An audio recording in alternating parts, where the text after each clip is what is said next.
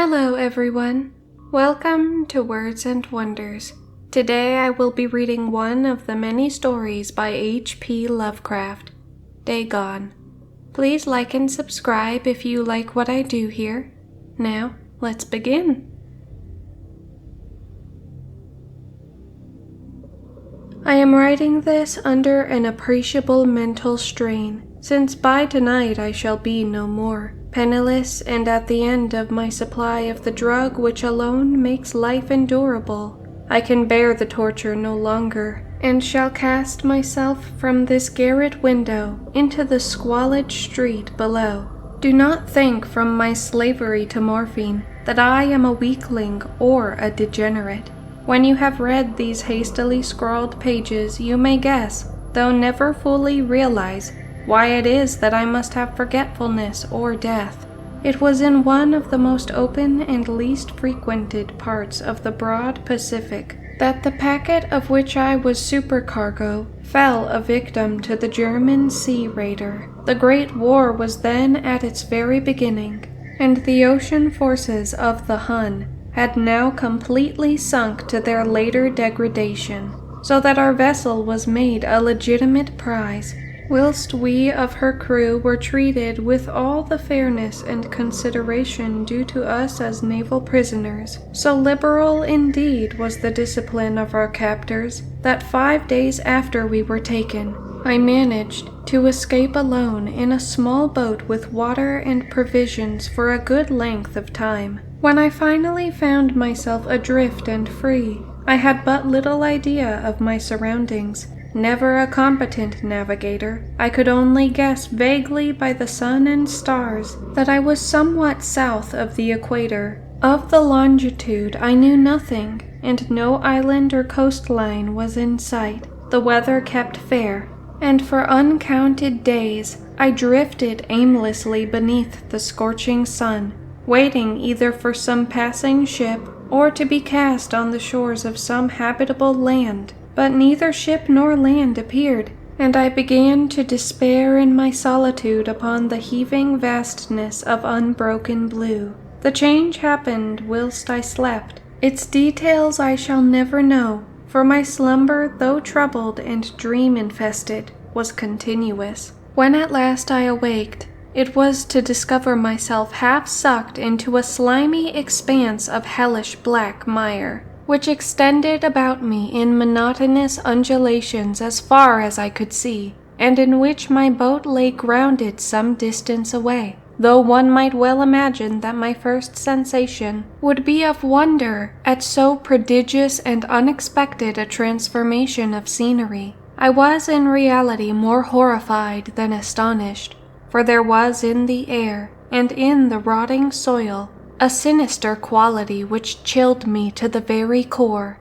The region was putrid, with the carcasses of decaying fish, and of other less describable things which I saw protruding from the nasty mud of the unending plain. Perhaps I should not hope to convey in mere words the unutterable hideousness that can dwell in absolute silence and barren immensity. There was nothing within hearing, and nothing in sight save a vast reach of black slime. Yet the very completeness of the stillness and the homogeneity of the landscape oppressed me with a nauseating fear. The sun was blazing down from a sky which seemed to me almost black in its cloudless cruelty, as though reflecting the inky marsh beneath my feet. As I crawled into the stranded boat, I realized that only one theory could explain my position. Through some unprecedented volcanic upheaval, a portion of the ocean floor must have been thrown to the surface, exposing regions which for innumerable millions of years had lain hidden under unfathomable watery depths.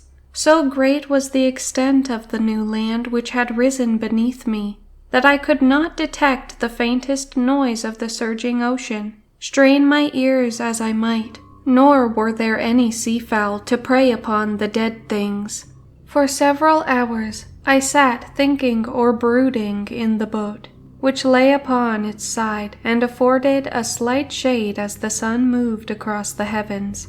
As the day progressed, the ground lost some of its stickiness and seemed likely to dry sufficiently for traveling purposes in a short time.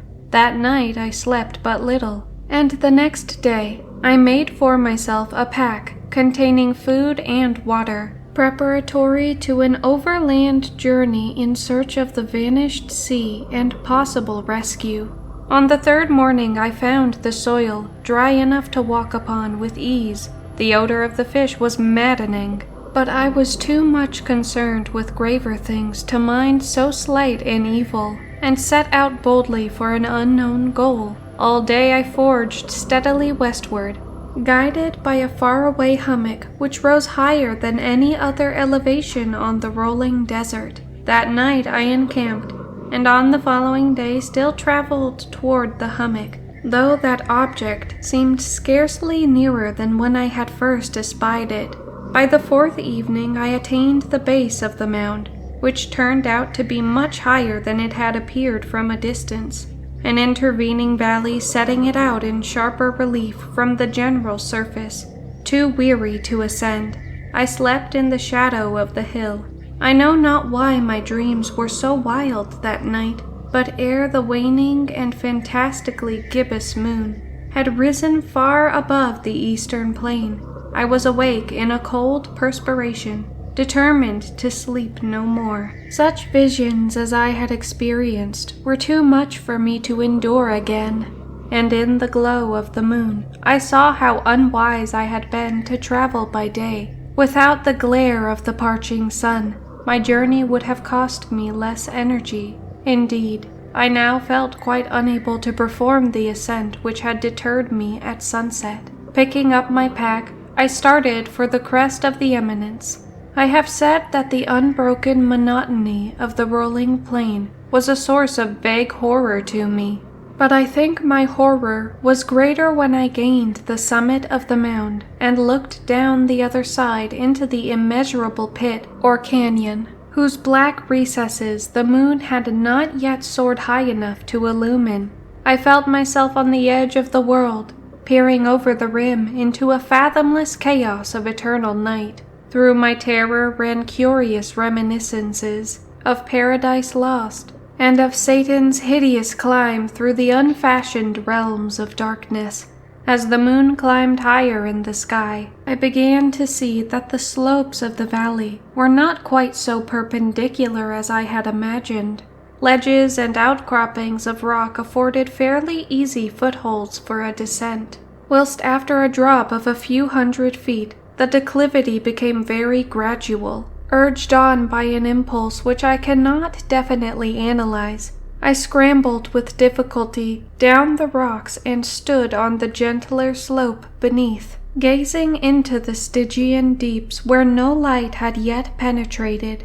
All at once, my attention was captured by a vast and singular object on the opposite slope, which rose steeply about 100 yards ahead of me. An object that gleamed whitely in the newly bestowed rays of the ascending moon. That it was merely a gigantic piece of stone, I soon assured myself, but I was conscious of a distinct impression that its contour and position were not altogether the work of nature. A closer scrutiny filled me with sensations I cannot express, for despite its enormous magnitude, and its position in an abyss which had yawned at the bottom of the sea since the world was young, I perceived beyond a doubt that the strange object was a well-shaped monolith, whose massive bulk had known the workmanship and perhaps the worship of living and thinking creatures. Dazed and frightened, yet not without a certain thrill of the scientist's or archaeologist's delight, I examined my surroundings more closely. The moon, now near the zenith, shone weirdly and vividly above the towering steeps that hemmed in the chasm, and revealed the fact that a far-flung body of water flowed at the bottom, winding out of sight in both directions, and almost lapping my feet as I stood on the slope. Across the chasm, the wavelets washed the base of the Cyclopean monolith, on whose surface I could now trace both inscriptions and crude sculptures. The writing was in a system of hieroglyphs unknown to me, and unlike anything I had ever seen in books, consisting for the most part of conventionalist aquatic symbols such as fishes, eels, octopi, crustaceans, mollusks, whales, and the like. Several characters obviously represented marine things, which are unknown to the modern world, but whose decomposing forms I had observed on the ocean-risen plain. It was the pictorial carving, however, that did most to hold me spellbound. Plainly visible across the intervening water, on account of their enormous size, were an array of bas-reliefs, whose subjects would have excited the envy of a Doré. I think that these things were supposed to depict men, at least a certain sort of men, though the creatures were shown disporting like fishes in the water of some marine grotto, or paying homage at some monolithic shrine which appeared to be under the waves as well. Of their faces and forms I dare not speak in detail, for the mere remembrance makes me grow faint. Grotesque beyond the imagination of a Poe or a Bulwer, they were damnably human in general outline despite webbed hands and feet, shockingly wide and flabby lips, glassy, bulging eyes, and other features less pleasant to recall. Curiously enough, they seemed to have been chiseled badly out of proportion with their scenic background, for one of the creatures was shown in the act of killing a whale represented as but larger than himself. I remarked, as I say, their grotesqueness and strange size, but in a moment decided that they were merely the imaginary gods of some primitive fishing or seafaring tribe, some tribe whose last descendant had perished eras before the first ancestor of the Piltdown or Neanderthal man was born. Awestruck at this unexpected glimpse into a past beyond the conception of the most daring anthropologist, I stood musing whilst the moon cast queer reflections on the silent channel before me. Then, suddenly, I saw it.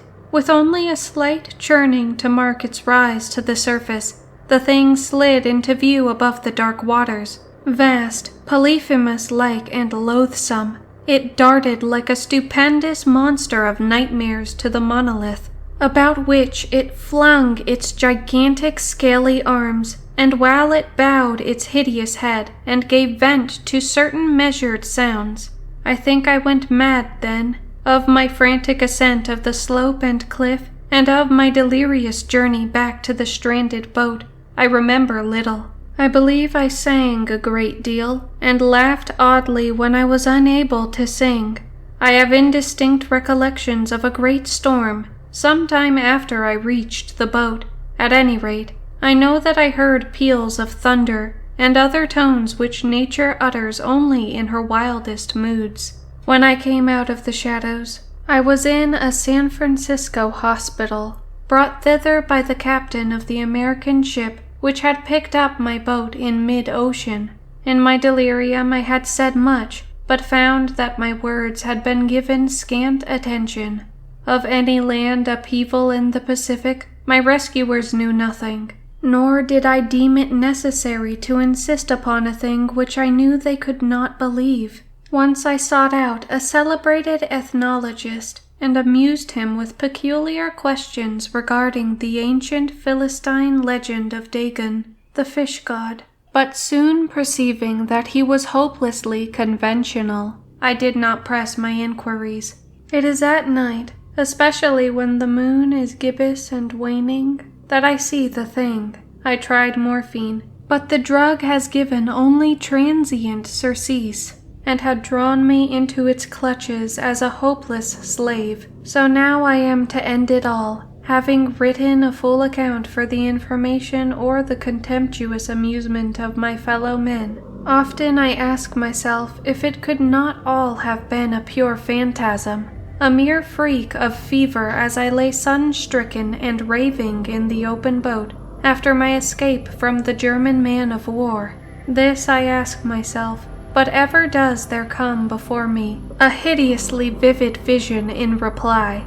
I cannot think of the deep sea without shuddering at the nameless things that may at this very moment be crawling and floundering on its slimy bed, worshipping their ancient stone idols, and carving their own detestable likeness on submarine obelisks of water-soaked granite. I dream of a day when they may rise above the billows, to drag down in their reeking talons the remnants of puny, war-exhausted mankind, of a day when the land shall sink, and the dark ocean floor shall ascend amidst universal pandemonium. The end is near. I hear a noise at the door, as of some immense, slippery body lumbering against it. It shall not find me. God, that hand, the window, the window! Thank you guys for watching, and if you would like to hear more stories like this, feel free to like, subscribe, and comment down below. Bye bye.